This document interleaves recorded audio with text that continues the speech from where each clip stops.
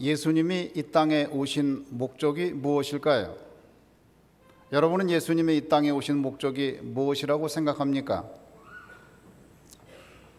예수님께서 직접 이 땅에 오신 목적을 말씀하셨습니다. 마가복음 1장 38절에서 예수님은 이렇게 말씀하십니다. 이르시되 우리가 다른 가까운 마을들로 가자. 거기서도 전도하리니 내가 이를 위하여 왔노라. 예수님께서 이 마을에서 전도하시고 또 저 마을에서 전도하시고 또 다른 마을로 가실 때에 우리가 다른 가까운 마을들로 가자. 거기서도 전도하리니 내가 이를 위하여 왔노라 라고 말씀했습니다. 예수님이 오신 목적을 분명히 말씀했는데 예수님이 오신 목적은 전도입니다. 여러분 전도해 보셨나요? 그렇다고 그러면 예수님이 어떻게 전도했나? 예수님의 전도법을 한번 보시면 어떻게 하면 전도할 수 있을지 여러분이 알 겁니다. 그래서 예수님이 어떻게 전도했나 오늘 살펴보도록 하겠습니다. 오늘 본문 말씀 누가복음 5장 27절에서 32절까지 말씀은 예수님의 전도법을 잘 보여주고 있습니다. 먼저 5장 27절 같이 보겠습니다.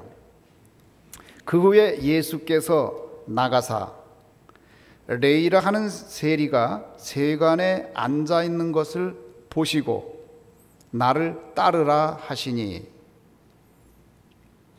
이 짧은 한 구절 안에 예수님의 전도법이 고스란히 들어 있습니다. 여기 동사가 3개 있습니다. 첫 번째가 뭐냐? 나가사, 나갔다는 거예요. 두 번째가 뭐냐? 보았다. 세 번째가 나를 따르라고 한 거예요. 그러면 예수님의 전도 방법은 뭐냐? 첫 번째, 나가야 됩니다. 나가면 있고 안 나가면 없는 거예요. 나가야 돼요. 나가는 것이 전도법입니다. 그 다음에 어떻게 되느냐? 보아야 돼요. 삶의 현장에 가서 봐야 돼요. 보지 않고는 안 되는 거예요. 보아야 돼요. 세 번째는 뭐냐? 예수님을 따르라고 전파하는 거예요. 복음을 전파하는 겁니다. 아주 간단해요. 복잡하지 않아요. 첫 번째, 나가라. 두 번째, 어떻게 해요? 보아라. 세 번째, 예수님을 따르라고 말하라, 그 얘기예요. 간단하지만 이것이 전도법입니다. 만약에 더 좋은 방법이 있었다면 예수님께서 다른 방법을 사용했을 거예요. 이 방법이 가장 좋은 방법이기 때문에 이 방법을 쓴 겁니다. 여러분이 볼 땐 너무 간단하고 여러분이 볼 땐 미련해 보이고 여러분이 볼 땐 전략이 없어 보이지만 이것이 최상의 전략이고 이것이 최상의 방법이기 때문에 예수님이 이렇게 전도한 겁니다. 그런데 예수님께서 어떻게 했느냐? 예수님이 갔어요. 갔더니 레이라는 사람을 보았어요. 레이라는 사람이 어떤 사람이냐? 이 사람이 세관에서 일하는 세리였어요. 그리고 예수님이 말했습니다. 그를 본 다음에 나를 따르라 말했더니 그 다음에 어떻게 됐느냐? 28절에 보니까 그가 모든 것을 버리고 일어나 따르니라. 할렐루야. 이게 전도할 때 일어나는 일이에요. 어떻게 이런 일이 일어났을까요? 예수님께서 가서 보고 레이에게 나를 따르라 그랬을 때에 어떻게 금방 따라왔을까요? 어떻게 이런 일이 가능했을까요? 그 레위가 준비된 영혼이었습니다. 여러분, 준비된 영혼이 있어요.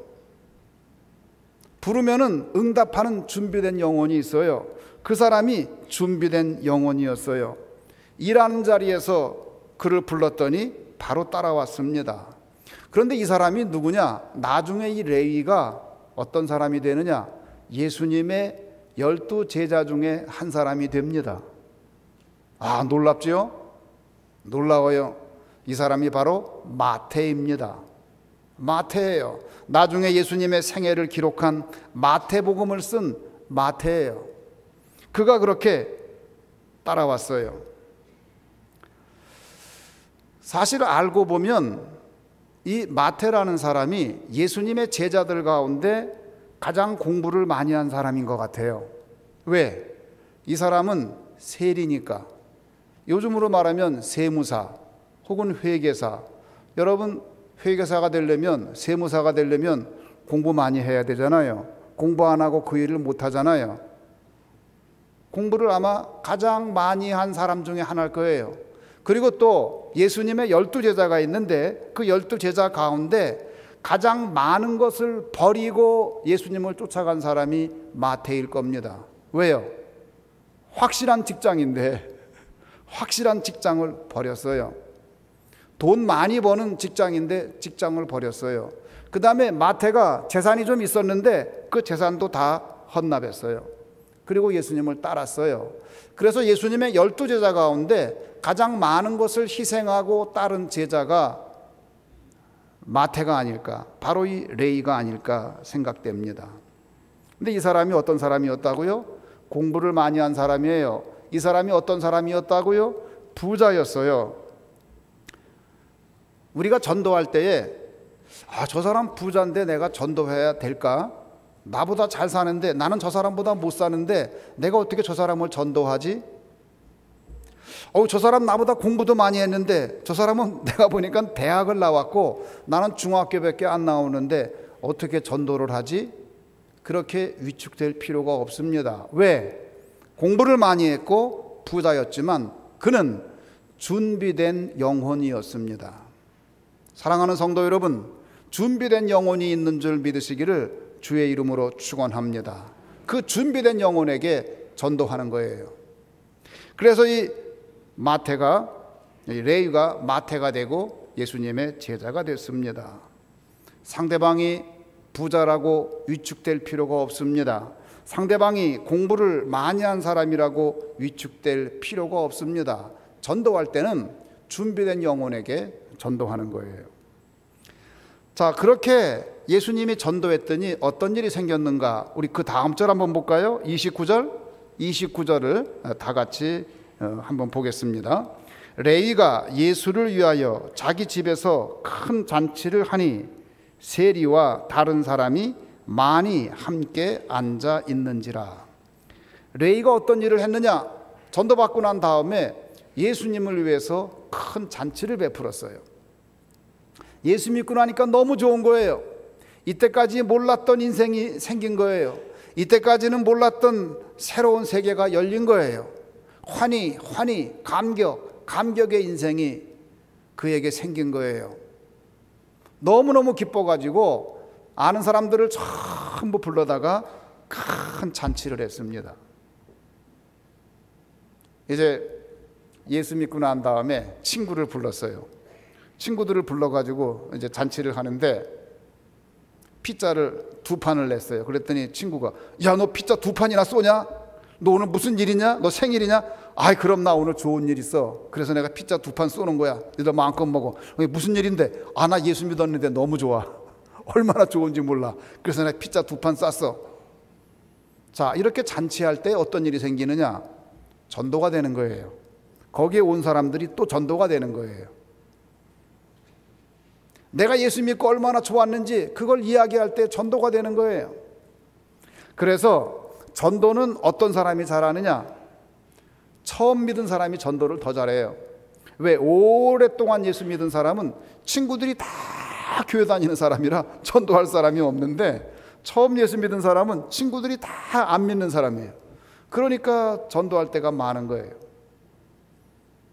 이 레위가 어떻게 했느냐? 예수 믿고 나서 너무 좋아가지고 잔치를 베풀었어요. 여러분도 잔치 베푸세요. 왜 잔치 베푸냐? 그러면 예수 믿고 나니까 얼마나 좋은지 몰라. 뭐가 좋은데? 당신도 한번 믿어봐. 그렇게 잔치를 베푸는 여러분 되기 바랍니다. 뜬금없이 해도 괜찮아요. 예수 믿은 지 10년 됐는데 15년 됐는데 뭘 잔치를 해? 지금 더 좋아. 그래서 잔치하는 거야. 한번 해보세요. 그게 전도의 기회가 될 줄 믿습니다. 그렇게 잔치를 했는데 어떤 일이 생겼냐? 30절에 보니까 이렇게 말을 해요. 바리새인과 그들의 서기관들이 그 제자들을 비방하여 이르되 너희가 어찌하여 세리와 죄인과 함께 먹고 마시느냐. 바리새인들이 볼 때는 이 사람들은 비방받는 사람들이에요. 이 사람들은 형편없는 사람들이에요. 저 사람들하고 상종하는 것이 있을 수가 없어요. 무시할 수밖에 없는 사람들이에요. 그렇게 무시당할 수밖에 없고 상종할 수 없는 사람들이 예수님에겐 어떤 사람이냐? 너무 귀한 사람들이었어요. 전도의 대상이었어요. 천하를 바꾸고도, 천하를 놓고도 바꿀 수 없는 귀한 영혼이었어요. 그 한 사람 한 사람이 예수님에겐 얼마나 귀했는지 모릅니다. 여러분, 여러분이 때때로 여러분 친구 가운데, 여러분 앞집 뒷집에 아이 저 사람하고는 상종할 사람이 아니야, 저 사람은 내가 만날 사람이 아니야, 내가 아이고 저런 사람이 난 거래 안 해, 그렇게 여러분이 무시하고 그렇게 여러분이 깔보는 그 사람들이 예수님에게는 전도 대상인 것을 잊지 마시기를 주님의 이름으로 축원합니다. 바로 그 사람들을 예수님은 품었어요. 그들이 예수님에게는 너무나 천하보다 귀한 영혼이었던 것을 알 수 있습니다. 그렇게 말하니까 예수님의 대답이 참 놀랐습니다. 예수님이 보는 시각하고 우리의 시각이 얼마나 다른가를 극명하게 보여주는 말씀이에요. 그 다음 절 31절 우리 보겠습니다. 31절 우리 다 같이 한번 읽어볼까요? 31절 시작. 예수께서 대답하여 이르시되 건강한 자에게는 의사가 쓸데없고 병든 자에게라야 쓸데있나니. 건강한 사람에게는 의사가 쓸데없다는 거예요. 병든 사람에게 쓸데있다는 거예요. 여기서 건강한 사람은 뭐냐? 준비 안 된 영혼이에요. 병든 사람은 뭐냐? 준비된 영혼이에요. 준비된 영혼이에요. 그러면서 뭐라고 말을 했느냐? 32절 말씀이 기가 막혀요. 참 우리 예수님은 통찰력이 뛰어납니다. 32절 같이 한번 읽어볼까요? 다 같이 시작.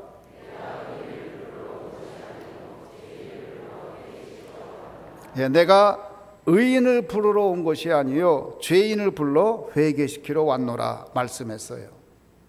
내가 의인을 부르려고 온 게 아니다. 여기서 의인이라는 건 뭐죠? 준비되지 않은 영혼이에요. 죄인은 뭐죠? 준비된 영혼이에요. 자, 근데 내가 의인을 부르러 오지 않았다 그럴 때 그 의인은 어떤 의인인가요? 진짜 의인인가요? 아니에요. 스스로 생각하기를 본인이 의인이라고 생각하는 거예요. 자기는 죄인이지만 스스로 생각하기를 의인이라고 생각하는 사람, 그런 사람 부르러 오지 않았다 그 뜻이에요. 왜요? 성경에 보면 뭐라고 말씀하냐면 의인은 없나니 하나도 없으며. 의인이 없어요. 이 땅에 의인이 없습니다. 그런데 자기가 의인이라고 생각해요. 그 사람들에게는 의사가 필요 없어요. 사실은 그 사람이 속에 암을 가지고 있는데 본인이 병이 없다고 생각하니까 의사의 도움을 못 받는 거예요. 자기는 의인이라고 말하는 사람, 그 사람을 위해서 온 게 아니에요. 죄인을 회개시키러 왔다고 예수님께서는 말씀하고 있습니다. 여러분, 우리가 다 죄인 아닙니까? 준비된 영혼이에요. 예수님께서는 이렇게 전도하시는데 어떻게 했느냐? 가서 보고 전한 거예요. 자, 예수님이 또 어떻게 전도했는가? 다른 사례를 한번 더 볼까요? 예수님의 전도법 다른 사례를 한번 또 보겠습니다. 우리 성경 말씀 마가복음 1장 16절을 보겠습니다. 마가복음 1장 16절은 이렇게 말합니다. 갈릴리 해변으로 지나가시다가 시몬과 그 형제 안드레가 바다에 금을 던지는 것을 보시니 그들은 어부라. 갈릴리 해변에 나간 거예요. 나가야 돼요. 일단 안 나가면 없어요. 나가야 돼요. 갈릴리 해변에 나가서 지나가는데 그 다음에 봤어요. 뭘 봤어요? 시몬과 안드레가 바다에 금을 던지는 걸 봤어요. 삶의 현장을 본 거예요. 보니까 그들이 뭐냐? 어부예요. 지나가다가 전도한 거예요. 어부를 전도했어요. 그런데 예수님께서 뭐라고 그랬느냐? 우리 17절 말씀을 보니까 이렇게 말합니다. 예수께서 이르시되 나를 따라오라. 내가 너희로 사람을 낚는 어부가 되게 하리라. 예수님의 가만 보니까 이 사람들이 물고기를 잡는 사람들이에요. 어부예요. 근데 예수님의 가만히 보니까 그것보다 더 좋은 인생의 이야기를 그들에게 주고 싶어요. 저 사람들은 평생 물고기 잡는 어부로 살 텐데, 그런데 이 사람들이 그 소명을 받으면 더 멋있는 인생, 더 값진 인생을 살 텐데 그 인생을 내가 선물로 줘야겠다. 그리고 그들에게 말을 합니다. 17절에 예수께서 이르시되 나를 따라오라. 내가 너희로 사람을 낚는 어부가 되게 하리라. 이때까지 너희가 물고기 낚는 어부로 살았다면 이제는 사람을 낚는 어부가 될 것이다. 너희가 한번 내가 말하는 이야기를 너의 인생에 써보지 않겠냐? 부르신 거예요. 우리는 항상 두 가지 이야기를 가지고 살아요. 하나는 뭐냐면 내 욕심에 근거한, 죄에 근거한 이야기를 쓰면서 합니다. 그런데 예수님은 그 이야기 말고, 너 그 이야기 쓰다가 늘 실패하고, 그 이야기 쓰다가 늘 좌절하고, 그 이야기 쓰다가 범죄하고, 그 이야기 쓰다가 사람을 미워하고, 그 이야기 쓰다가 욕을 하고, 그 이야기 쓰다가 저주하고, 그 이야기 쓰다가 사람을 죽이기도 하지 않냐? 그거 하지 말고 이 이야기 쓰지 않을래? 하나님 말씀을 받고 내가 구원받으면 내가 성자의 삶을 살 수 있는데, 내가 사람을 섬기는 삶을 살 수 있는데, 내가 빛과 소금의 삶을 살 수 있는데 이 삶을 살지 않으렴? 예수님께서 새로운 이야기를 그들에게 쓰고자 해요. 내가 너희로 사람 낚는 어부가 되게 하리라. 그랬더니 어떻게 했느냐? 18절에 보니까 이렇게 말을 해요. 곧 그물을 버려두고 따르니라. 이 사람도 준비된 영혼이었어요. 그물을 버려두고 따랐어요. 준비된 영혼이에요. 그런데 또 조금 가다가 야고보와 요한을 보았습니다. 그래서 이렇게 또 보니까 이 사람들은 그물을 깃고 있어요. 그물을 깃고 있는데 예수님이 또 나를 따르라 하고 불렀어요. 그랬더니 이 사람들이 아버지와 품꾼들을, 배를 버려두고 예수님을 따랐다고 말을 합니다. 그러니까 물고기를 잡는데 품꾼까지 있는 거 보니까 어업을 좀 크게 하는 것 같아요. 세베대 피싱 컴퍼니를 하나 가지고 있는 것 같아요. 조금 규모가 있어요. 근데 그거 다 버리고 야고보와 요한도 예수를 따랐다고 성경은 말합니다. 무슨 얘기냐? 야고보와 요한도 준비된 영혼이었습니다. 여러분, 준비된 영혼이 있어요. 우리가 교회 처음 나온 게 내 자의적인 마음으로 온 것 같지만 하나님이 인도하신 거예요. 하나님이 은혜를 주셔서, 하나님이 인도하셔서 여기까지 나온 거예요. 제 경우도 마찬가지입니다. 저도 준비된 영혼이었어요. 저는 고등학교 1학년 때 이제 제 친구 중에 이영식이라는 친구가 있어요. 이 친구가 노래를 참 잘했어요.